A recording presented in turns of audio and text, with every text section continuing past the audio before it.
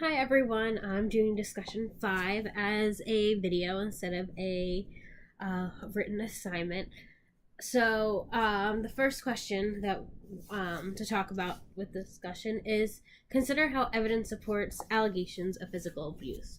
And physical evidence, and whether it's pictures or bruises or actual physical evidence on the child, it just substantiates what the allegations are, regardless if it came from a witness reporting it or the children talking to a social worker.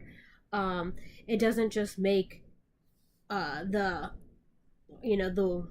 the words of the witness. It's not just hearsay. It actually shows that there are injuries and that this is actually happening. It provides proof. And it can show how severe or how much in danger a child is with the abuse itself. And it just verifies the fact that like this is happening and maybe someone should do something about it. um, Vicarious trauma and how it can affect you and coping skills. So vicarious trauma is secondary trauma stress disorder. It's basically PTSD because you have knowledge of a traumatic event. um, these people can re-experience trauma. They can avoid reminders of trauma, and they can give them increased anxiety and emotional arousal because of what they've heard.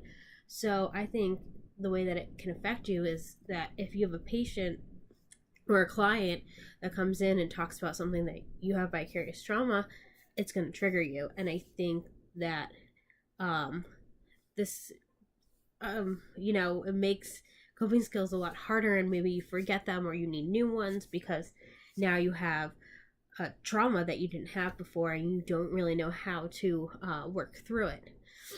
And then discuss how I plan to protect yourself when dealing with these issues in social work practice or a child welfare practice. With my internship, I actually did have that. I actually just went out with my friends, and we just didn't talk about work.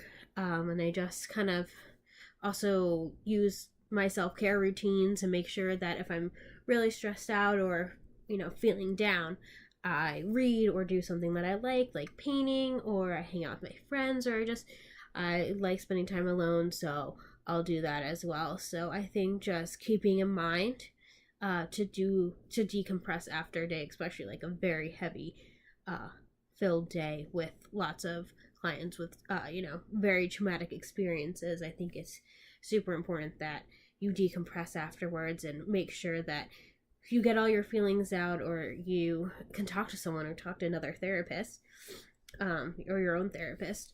And I just think it's important to do stuff that kind of brings joy to your life instead of sitting there and ruminating in the trauma that you just heard.